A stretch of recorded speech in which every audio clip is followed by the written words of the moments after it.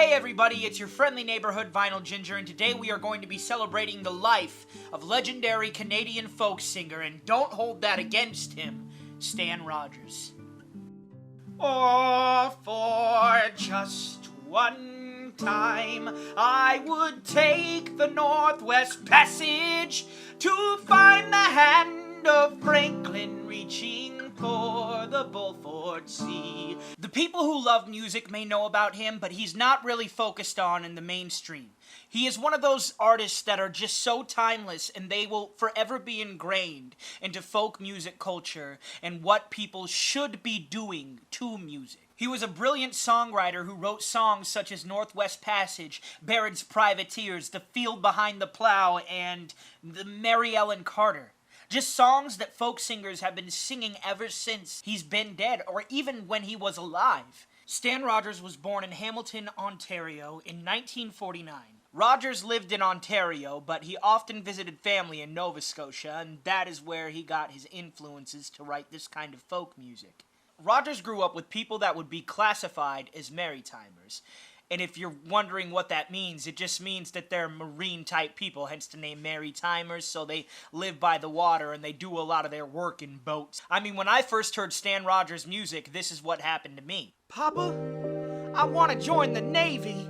Huh? Well, that's great, son. Be just like your old man. No, Papa. I want to join the Canadian Navy.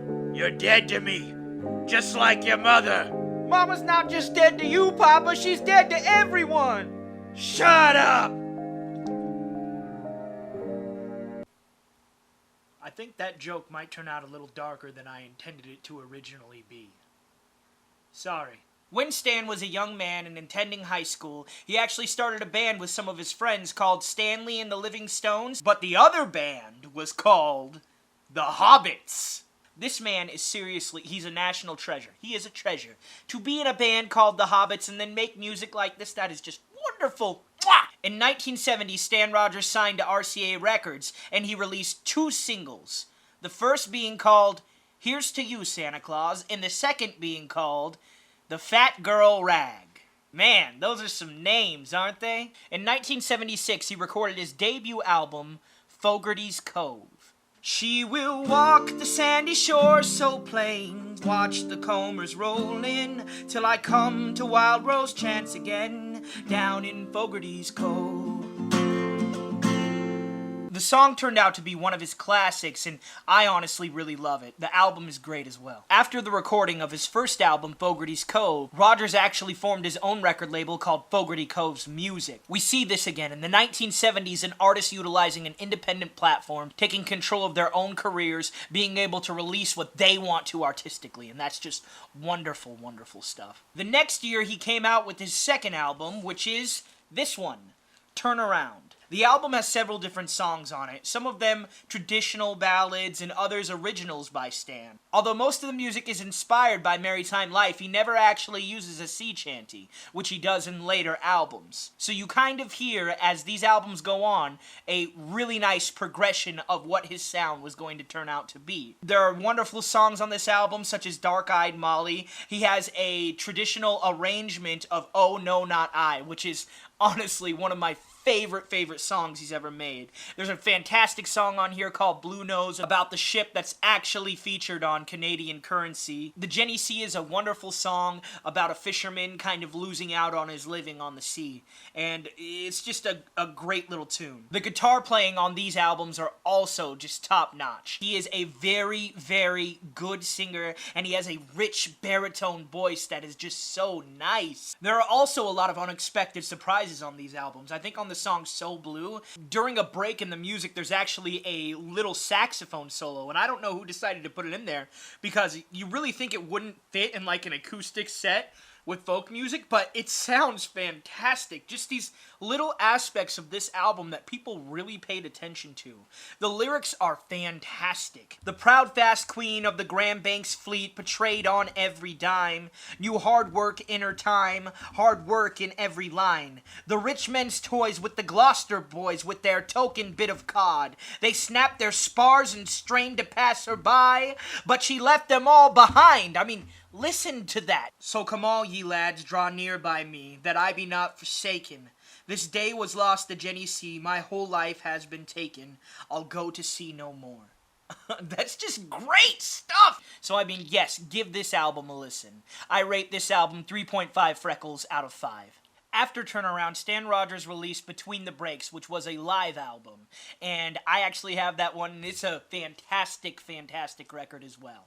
I can't listen to a lot of artists live. I really love the studio performances. However, with Stan Rogers, I will listen to his music in any format. It's just that good.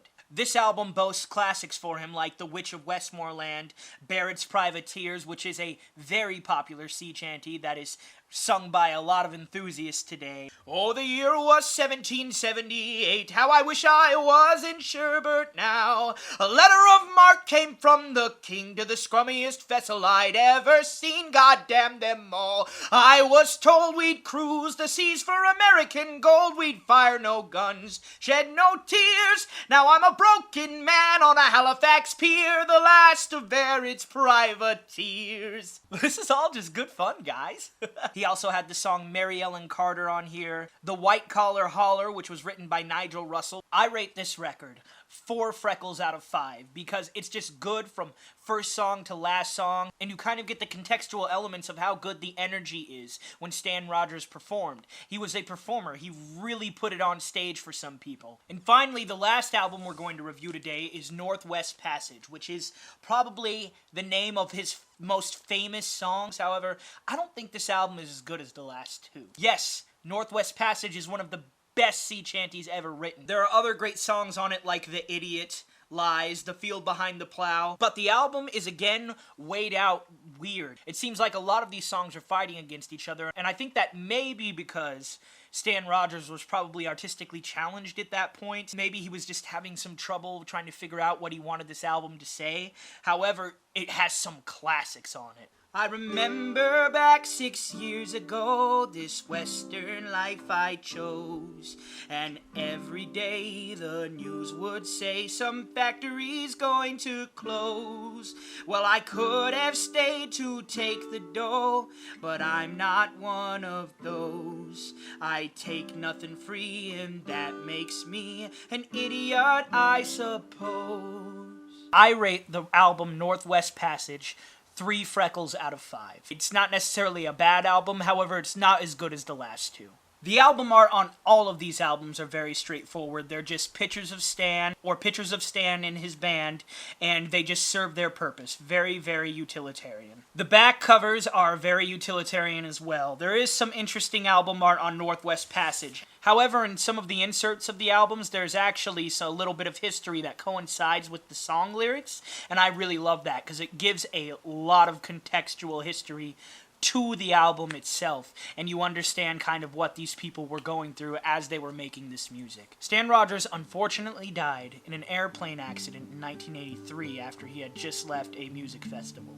Overall, Stan Rogers' legacy is felt. Every day I think about his music, every day I quote his lyrics to myself, and just everything about his music is so soulful, and it's so authentic, and it is just a brilliant thing to listen to. If you write music, if you want to know how to write songs, Stan Rogers is a good guy to take that mold from and try to understand what a good songwriter thinks about, what a good songwriter tries to portray in all of his music. Alright, that's our review today. If you loved what you saw here today, please be sure to subscribe and like us on Facebook and follow us on Instagram. I also have some tidbits released on Instagram TV. If you have any suggestions, please be sure to hit me up at my email, vinylgingerofficial@gmail.com, and we'll be sure to see you the next time we gotta talk about some vinyl. Let me know what you think in the comments, guys. Stan Rogers is awesome, right?